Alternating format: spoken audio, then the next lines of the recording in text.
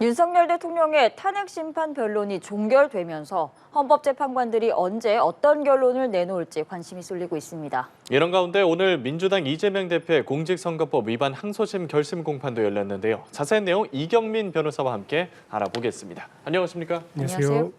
네, 변호사님, 지금 더불어민주당 이재명 대표의 결심 재판이 오후 2시부터 지금도 진행되고 있는 상황인데 조금 전에 들어온 속보에 따르면 검찰이 징역 2년을 구형했다는 소식이 들어왔거든요. 이 사건 1심은 징역 2년에 집행유예 2년을 선고를 했었는데 지금 검찰이 2년형을 구형한 것에 대해서는 좀 어떻게 분석할 수 있을까요? 원래 이제 검찰에서 이제 원심에서 구형을 하고 항소심까지 갔을 때는 보통의 경우에는 그 원심에서의 구형을 했던 형을 유지하는 그런 경향이 좀 있습니다. 예. 그래서 이 사건 같은 경우에도 1심에서 일부 무죄가 나온 부분은 있는데 그 부분에 대해서 항소심에서도 이제 어쨌든 무죄가 나온 부분은 유죄로 선고를 해달라는 취지로 이제 어쨌든 구형을 했을 것이고 그 과정에서도 1심에 이어서 같이 이제 원심에서 마찬가지로 징역 2년을 구형을 했다라고 보시면 될 것 같고요. 예. 그래서 이런 부분들에 있어서는 뭐 이례적으로 뭐 형이 올라갔다 뭐 이렇게 표현을 할 수는 없을 것 같고 원칙적으로 그냥 검찰 입장에서는 이제 원심과 마찬가지의 구형 똑같이 그렇게 실형을 선고를 해달라라는 취지로 이제 의견을 표명했다라고 보시면 될 것 같습니다. 예, 항소심의 핵심 쟁점을 살펴보겠습니다. 이른바 김문기 골프 발언을 두고 1심 재판부가 이 발언이 김 씨와 골프를 치지 않았다는 의미로 해석이 된다면서 고의로 허위 사실을 공표했다라고 판단을 했거든요. 다만 김문기 몰랐다라는 등 나머지 발언에 대해서는 무죄를 선고했는데 이거 어떤 뜻으로 해석을 좀 할 수 있을까요? 그러니까 이게 국민의힘에서 그때 당시에 이제 골프 해외에서 이제 여행 가서 골프를 쳤다라고 하는 그 사진을 제출을 했을 때 이 예. 이재명 대표가 이 부분에 대해서는 이제 조작이다, 이 사진이 조작이 된 거다라고 이야기를 했는데, 근데 그 발언 자체가 뭐 고 김문기 처장과 골프를 치지 않았다 이런 이야기를 한 것은 아닙니다. 근데 네. 이제 선거인들이 바라봤을 때는 이렇게 이제 사진이 조작됐다라고 하는 것은 이 선거인들의 입장에서는 이게 이제 고 김문기 처장과 골프를 치지 않았다라는 발언으로 이제 해석을 할 수가 있는 것이고, 그럼 그 발언을 전제로 이제 허위성이 있는지 여부를 판단을 해봤고, 그리고 이제 이 허위사실 공표와 관련해서도 문제를 삼는 것이 행위와 관련된 부분에 대해서 이제 공표를 하는 것인데, 이 사진이 조작됐다라고만 말을 했던 것이 행위에 포함되지 않는다라고 이제 이재명 대표는 주장을 했었다가 어쨌든 그 부분에 대해서도 우리가 대법원 판례에 비춰봤을 때는 이게 어쨌든 그 대통령의 그런 자질이 있는지 여부를 판단을 하는 부분이기 때문에 행위에 포섭이 된다라고 해서 1심에서 유죄가 나왔던 것이고, 그리고 공표와 관련해서도 대담 중에 이렇게 이야기를 했던 부분은 즉흥적인 발언이기 때문에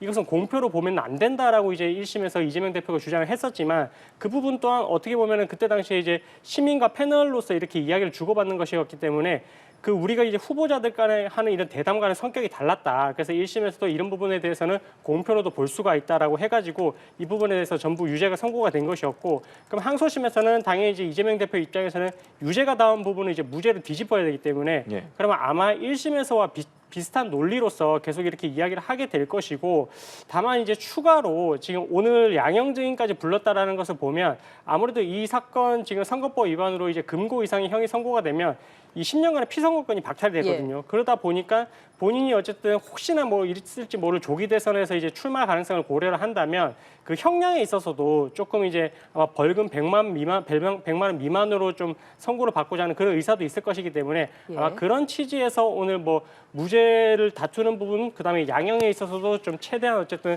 좀 경미하게 이제 받으려고 하는 그런 부분들에 초점을 맞춰서 지금 진행을 하지 않았나 이렇게 생각이 되고 있습니다. 검찰의 구형 이유를 듣고 나신 생각이 또 궁금합니다.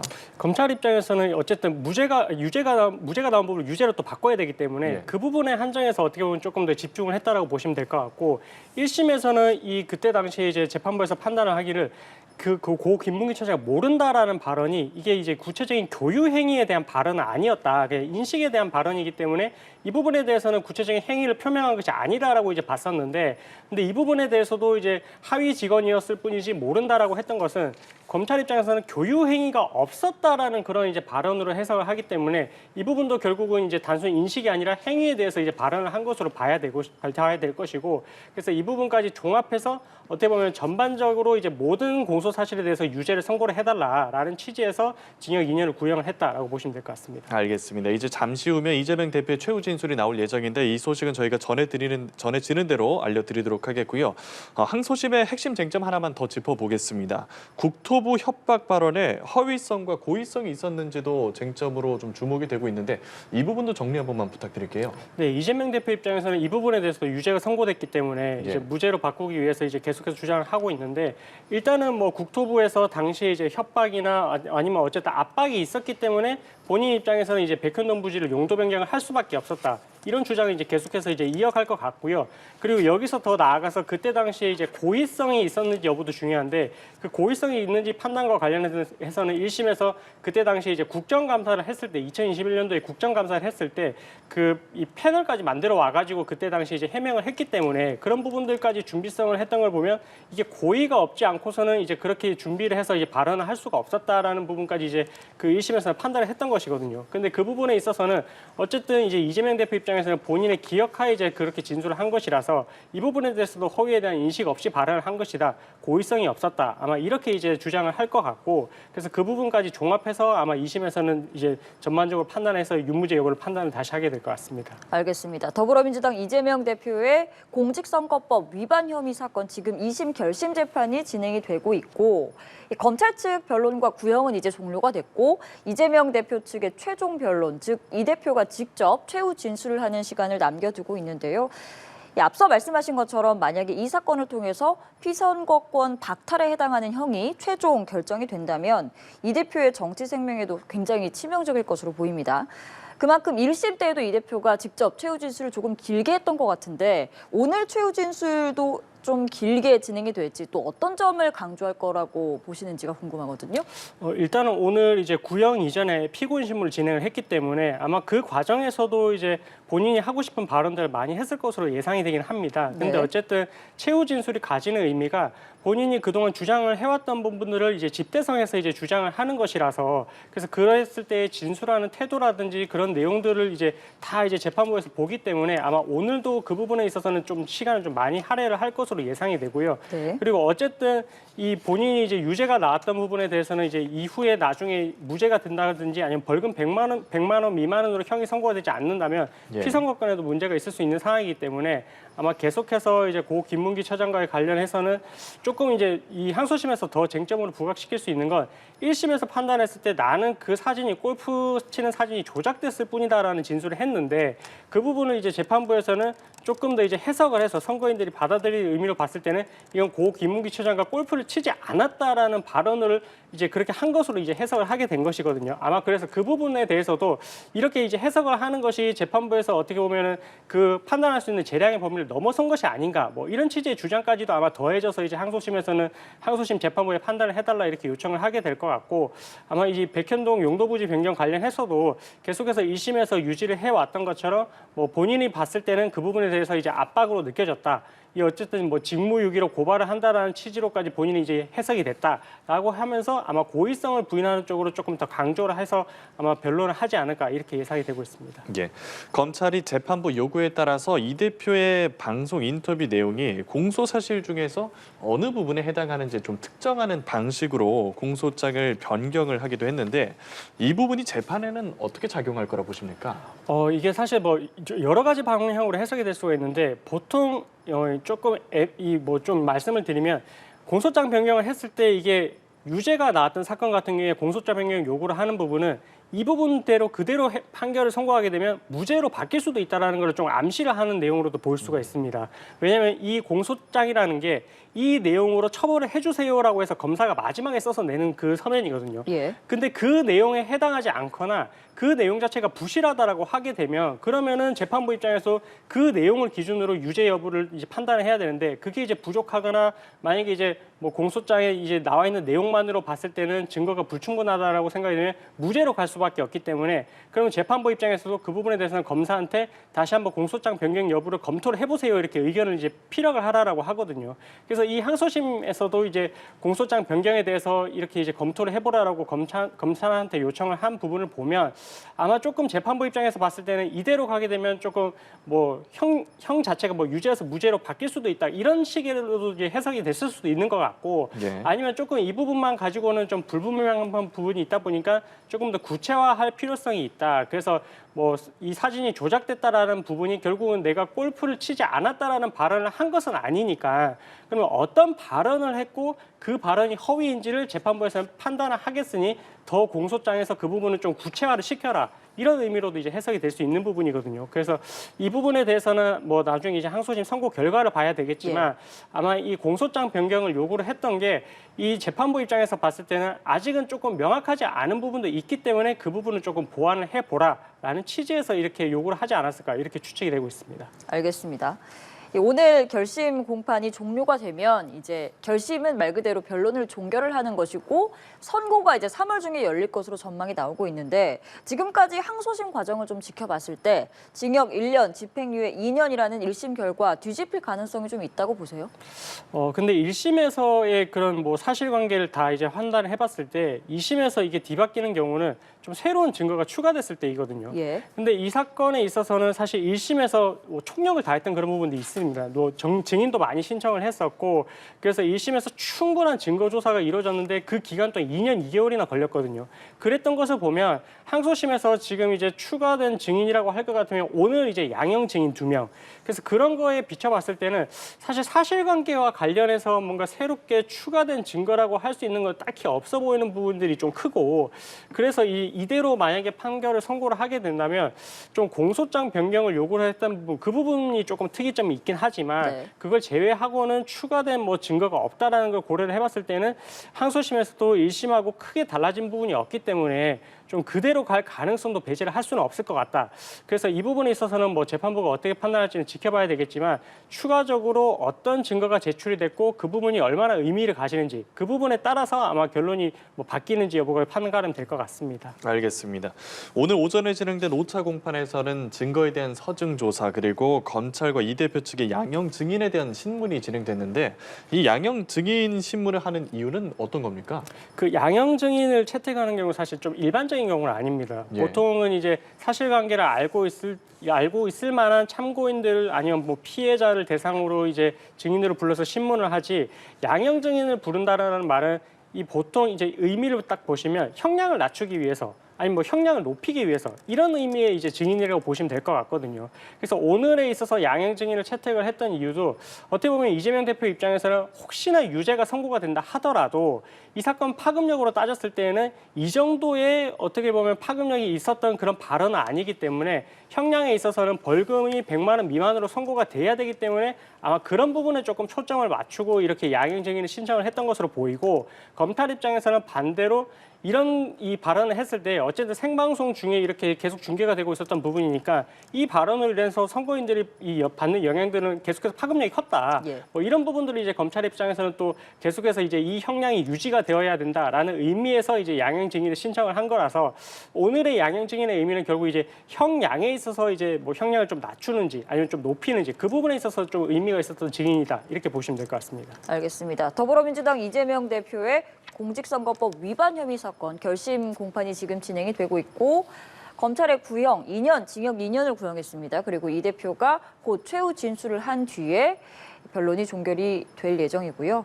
이번에는 윤석열 대통령 탄핵 심판 이야기를 좀 해보도록 하겠습니다. 어제까지 변론이 계속 이어졌습니다. 그동안 11차례에 걸친 변론이 진행됐고 뭐 하루 종일 그 변론기를 여는 경우도 있었고요. 이제 헌법재판관들이 본격적인 평의에 들어갔습니다. 뭐 보도에 따르면 철통 보안 속에 평의를 열고 있다라는 이야기도 있는데 앞으로 선고까지 어떤 과정들이 남아 있나요? 이 재판관들이 이제 평의라고 하는 게 결국은 이제 같이 모여서 의논을 해보는 것입니다. 예. 그래서 그 과정은 이 주심 재판관이 어쨌든 이 사건 내용들에 대해서 어떤 부분이 포인트가 되고 여기에 나왔던 진술들은 어떤 게 있었고 이런 부분들에 대해서 집중을 해야 된다라고 이제 설명을 할 것이고 그럼 그 설명에 따라서 이 나머지 재판관들이 같이 이제 토의를 거치게 됩니다.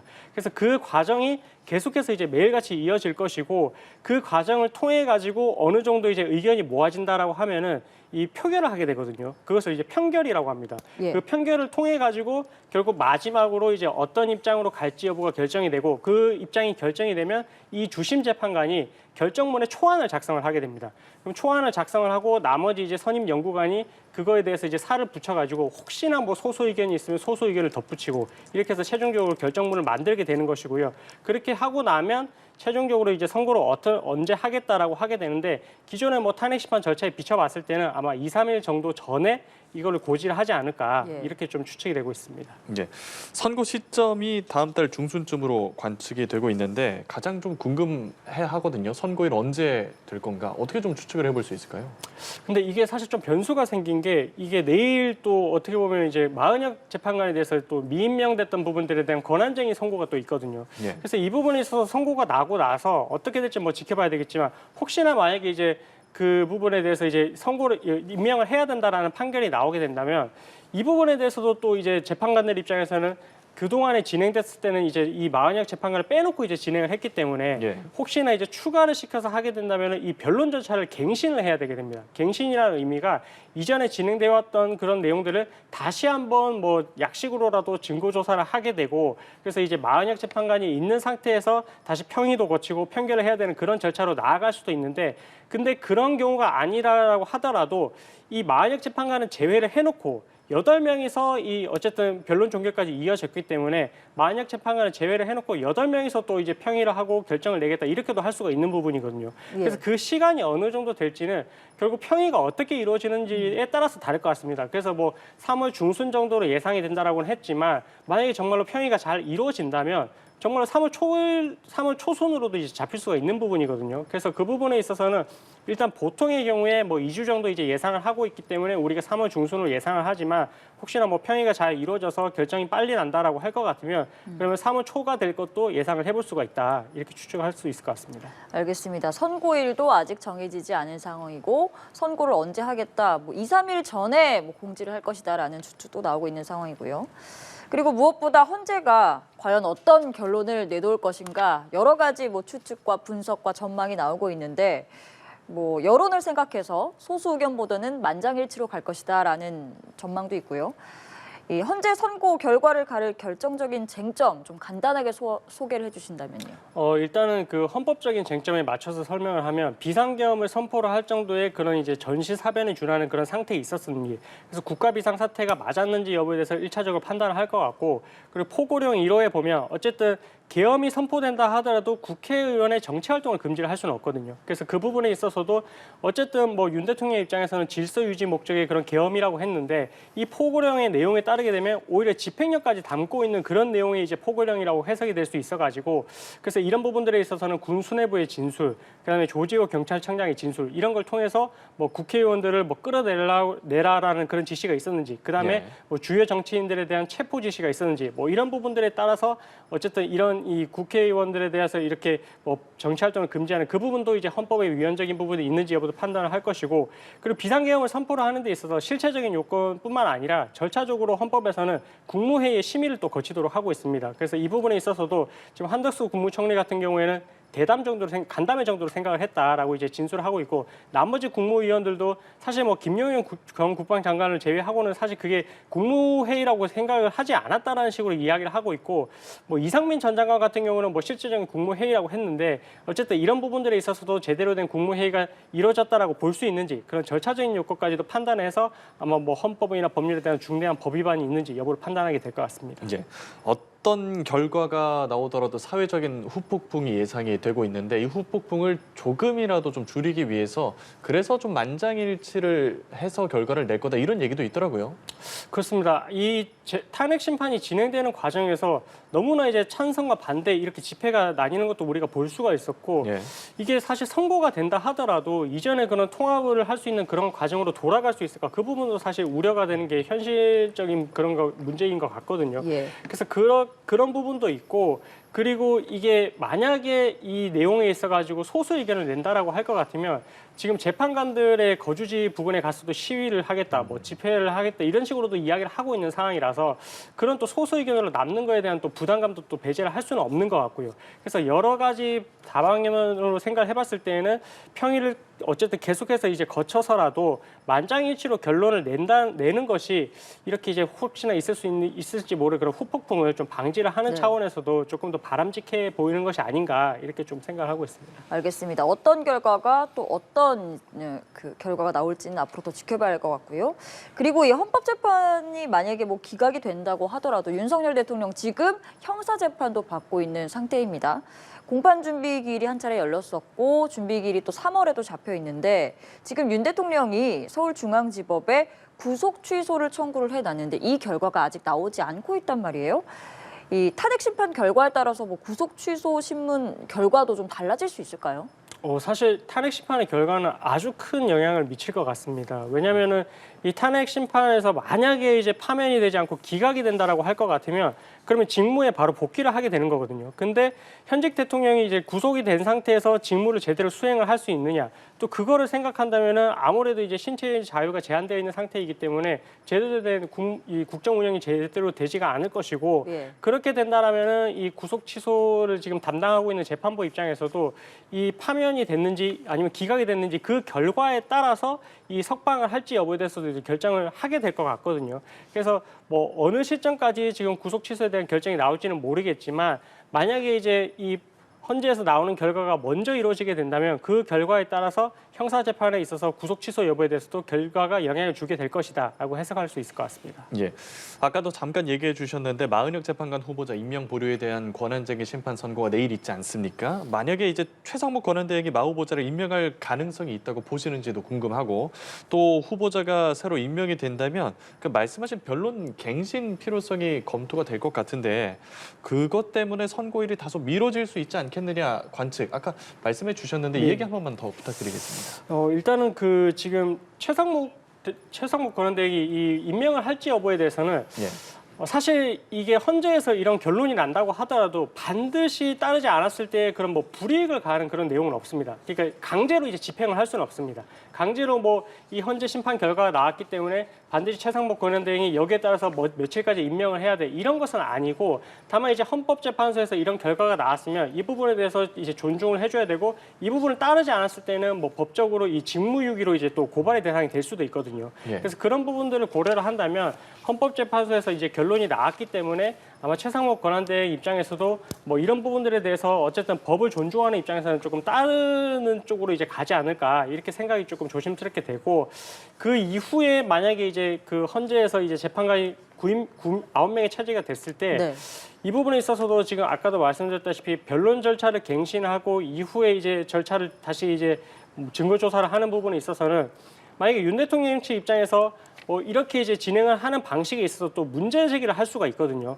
그렇게 되면 또 변론 기일을 열어야 되고 또 증거 조사를 또 해야 되고 이런 부분들이 반복이 되게 되면 또 시간적으로 또 이제 늦어지는 그런 이제 상황이 생길 수가 있어가지고 뭐 조심스럽지만 마은혁 재판관이 어쨌든 임명이 돼야 된다는 그런 결과가 돼서 임명이 된다 하더라도 이 마은혁 재판관은 제외를 해놓고 나머지 8명 체제 하에서 그동안 진행돼 왔던 내용들을 토대로 해가지고 결론이 내려지지 않을까라고 좀 조심스럽게 추측이 되고 그렇게 되면 아까 말씀드렸던 것처럼 뭐 3월 중순 정도, 뭐 빠르면 3월 초 이렇게 이제 결론이 나오지 않을까 생각이 되고 있습니다.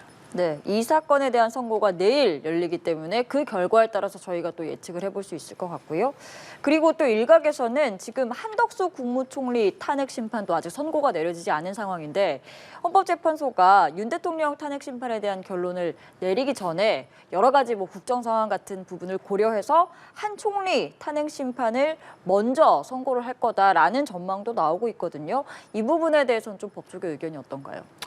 일단은 먼저 변론 종결이 됐기 때문에 뭐 수순으로 따지게 되면 먼저 이제 선고를 되는 게 좀 어떻게 보면 일반적이기는 하죠. 일반적이긴 한데 근데 이제 윤 대통령에 대해서는 우리가 이제 탄핵 결과에 따라서 지금 국정 공백이 지금 계속 장기화되고 있고 헌정 질서가 지금 불안하고 이런 부분들을 해소해야 된다라는 그런 측면에서 고려를 했을 때는 뭐 한덕수 총리 그 선고보다는 조금 더 빠를 수도 있다 이렇게도 해석이 될 수 있는 부분인 것 같거든요. 근데 아까도 이제 뭐 마은혁 재판관에 대해서 마은혁 지금 후보에 대해서 이렇게 이제 권한쟁의 선고가 사실은 이제 이렇게까지 빠르게 될지는 좀 개인적으로 좀 생각을 못했습니다. 뭐 그런 부분들을 또 고려를 하면 또 헌법재판소에서 한덕수 총리에 대해서도 이제 먼저 선고를 또 하는 또 그런 또 변수도 생길 수는 있어가지고 뭐 조금 이제 지켜봐야 될 것 같은데 일단은 뭐 윤 대통령에 대한 탄핵 절차에서 이제 결과가 어떻게 나오는지가 좀 많이 좀 쟁점이 되고 빠른 결과를 원하고 있는 만큼 한덕수 총리에 대한 그런 결론보다는 조금 더 빠르지 않을까 이렇게 조심스럽게 추측되고 있습니다. 예. 예, 알겠습니다. 이재명 대표의 항소심 결심 공판 그리고 윤석열 대통령의 탄핵 심판에 관한 내용 오늘 들어봤습니다. 이경민 변호사와 함께했습니다. 고맙습니다. 고맙습니다.